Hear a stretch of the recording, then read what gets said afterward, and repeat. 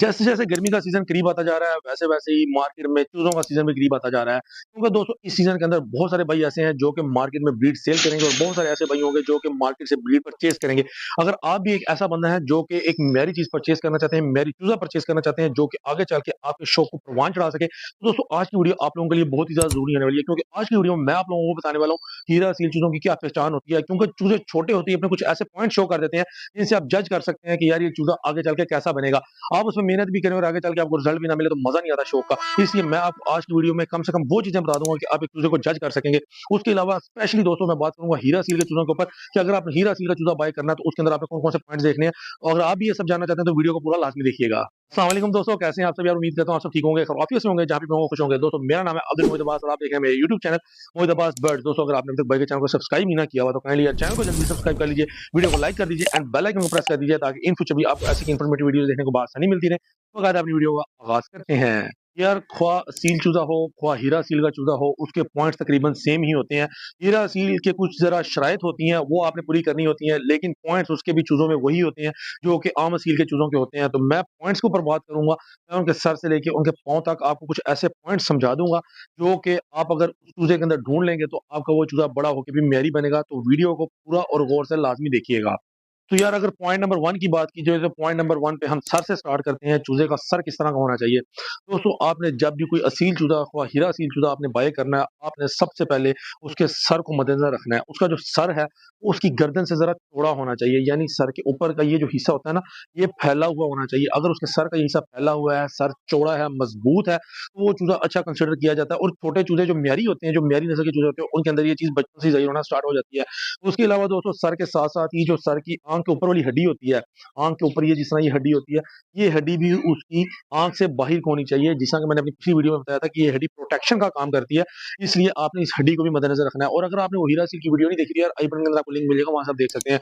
ये होगी सर की बात, ये हो गया पॉइंट नंबर 1 कि आपने चूज़े का सर किस तरह का देखना है, चौड़ा, कुशादा, हड्डी बाहर वाला सर आपने पसंद करना है। नंबर 2 पे यार हम बात करते हैं आँख की कि अच्छे असील चूज़े की आँख किस तरह की होनी चाहिए। दोस्तों आँख के अंदर एक डिफरेंस आ सकता है हीरा सील में और सिंपल असील में। तो हीरा सील की कैटेगरी है, हीरा सील के अंदर दोस्तों आपने उसकी आँख ढूँढनी है कि व्हाइट कलर की ही आपको मिले। ऑब्वियसली छोटे चूजे के अंदर तो व्हाइट आँख जो है वो नहीं होती, वो आहिस्ता-आहिस्ता व्हाइट करता है, लेकिन आँख की भी पहचान होती है, जिससे आप जज कर सकते हैं कि हाँ यार ये आगे चल के कैसे की आँख बनेगी। ये है कि आपने चमकदार और साफ आँख देखनी है। एक आँख होती है बिल्कुल गुलाई में बैठे की तरह की, वो आँख ना हो चूजे की। चूजा जो म्यारी चूजा होगा उसकी आँख बचपन से ही बादाम की तरह की होगी, तीरवीं आँख होगी, जिससे आपको आइडिया हो जाएगा कि यार ये आँख बड़ी ही म्यारी किस्म की आँख बनेगी बड़ा होके। आपने तीरवीं आँख और शाइनिंग वाली आँख जो है वो पसंद करनी है छोटे चूजे की। इंशाल्लाह ताला वो आँख जो जिस चूजे में भी होगी वो चूजा कभी मार नहीं खाएगा मैदान के अंदर। ये बात होगी आँख की। पॉइंट नंबर 3 पे हम बात कर लेते हैं चूजे की चोंच की कि चूजे की चोंच किस तरीके की होनी चाहिए। दोस्तों जब भी आपने चूजा बाय करना है, छोटा चूजा, आपने उसके अंदर ये चीज़ को चेक कर लेना है कि चूजे की जो चोंच होती है, उसका जो जबड़ा आ रहा होता है, चोंच का आखिरी हिस्सा आ रहा होता है, वो आँख के नीचे तक आ रहा हो। यानी ये समझ लें चूजे की चोंच यहाँ तक है, तो ये यहाँ से लेके यहाँ तक आँख के नीचे तक, यानी जबड़ा जितना पीछे तक जाके चोंच जितनी पीछे तक जाके मारी होगी, चूजा उतना ही अच्छा कंसीडर किया जाएगा। बाकी आपने हीरा सील के अंदर जब भी चोंच देखनी है तो व्हाइट कलर की चोंच देखनी है, साफ चोंच देखनी है, धारीदार चोंच अगर आपको मिल जाए तो बहुत ही अच्छी होती है। धारीदार से मुराद ये है कि जब चूजे की चोंच होती है ना, चूज़ों में तो बहुत कम ये चीज़ पाई जाती है, जब वो परिंदे बड़े होते हैं तब उनमें ये चीज़ ज़ाहिर होती है। वो जो धारीदार चोंच होती है ना, वो ये जो ऊपर वाला हिस्सा होता है चोंच का, उसके अंदर एक लाइन आपको इस तरफ और एक लाइन आपको इस तरफ नज़र आती है अलग से, बाहर सा नज़र आता है नीचे वाले हिस्से की निस्बत। वहाँ से आप आइडिया कर सकते हैं कि हाँ यार ये धारीदार चोंच है, तो जब भी चूज़ा पसंद करना है, ऐसा चूज़ा पसंद करना है। यार पॉइंट नंबर 4 पे हम बात करेंगे सील चूजे की गर्दन के बारे में कि उसकी गर्दन किस तरीके की होनी चाहिए।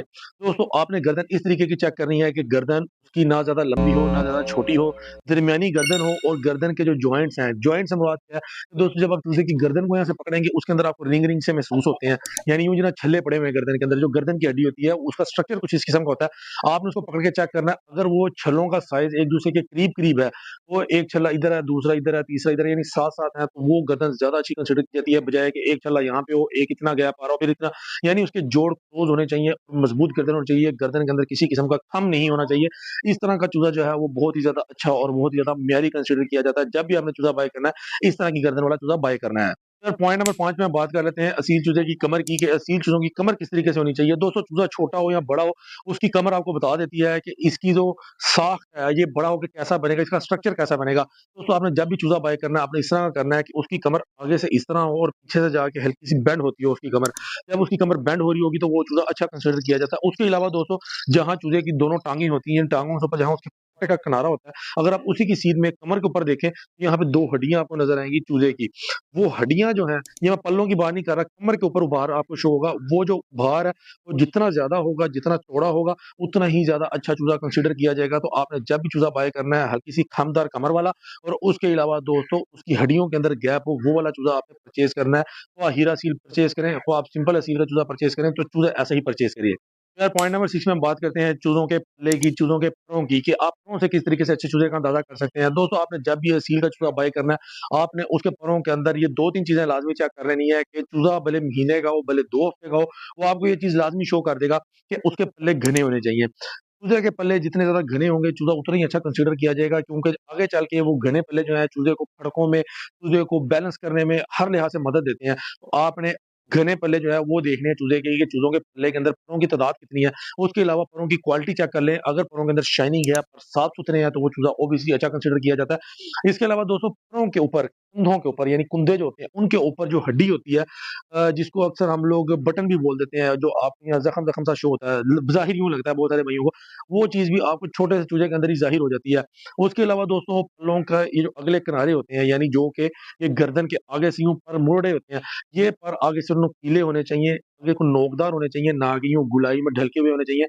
चूज़े के कंधे यूँ उठे हुए होने चाहिए। जिस तरह शामू की पहचान है, शामू के तो बहुत ही ज़्यादा कंधे उठे हुए होते हैं, लेकिन जो असील चूज़ा है, उसके कंधे उसकी कमर से हल्के से ऊपर होते हैं। यूँ नहीं कि बिल्कुल ही शामू की तरह यूँ कंधे होंगे, लेकिन कमर से ऊपर को होंगे, ना कि कमर के साथ यूँ ढलके हुए होंगे। तो आपने जब भी चूज़ा परचेज़ करना है, आपने इस किस्म का चूज़ा परचेज़ करना है, जिसके अंदर ये क्वालिटीज़ आपको मिलें।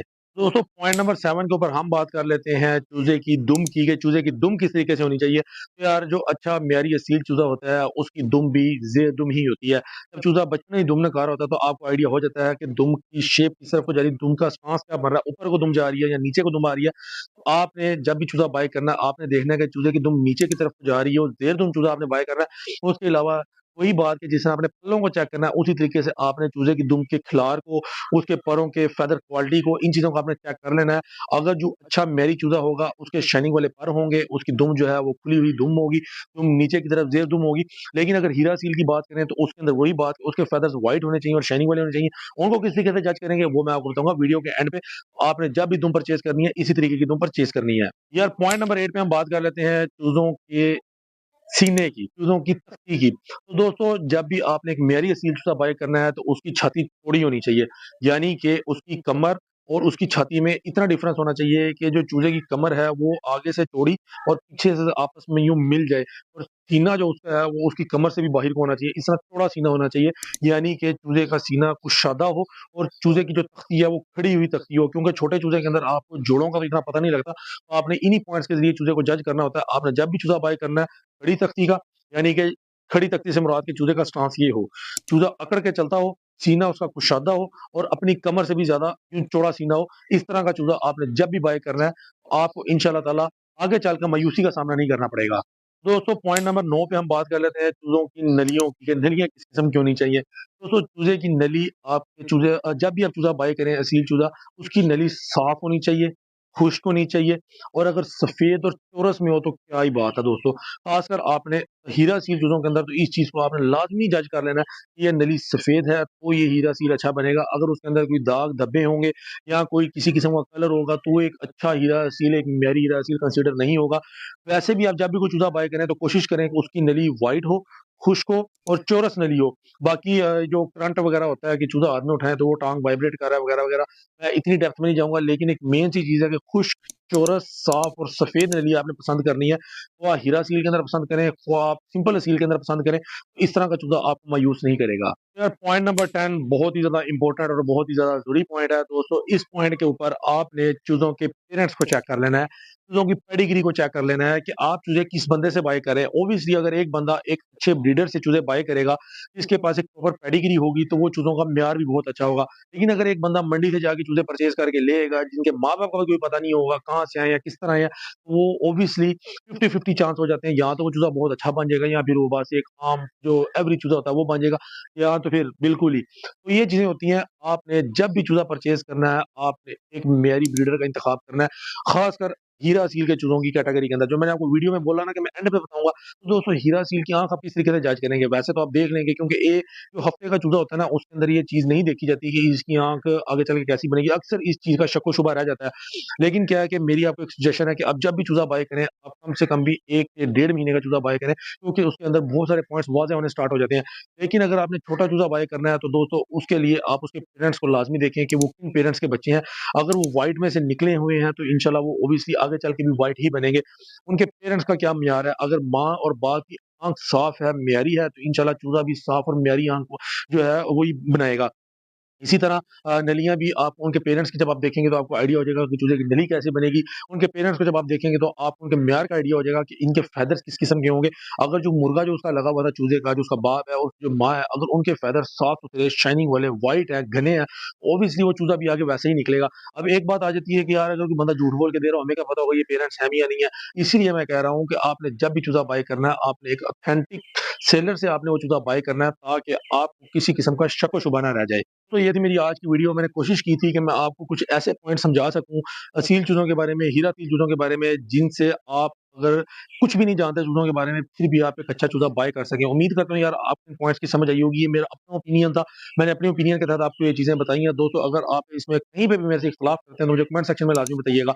इंशाअल्लाह ताला आप लोगों से एक नई वीडियो में मुलाकात होगी। तब तक के लिए भाई को दीजिएगा इजाज़त। अल्लाह हाफ़िज़।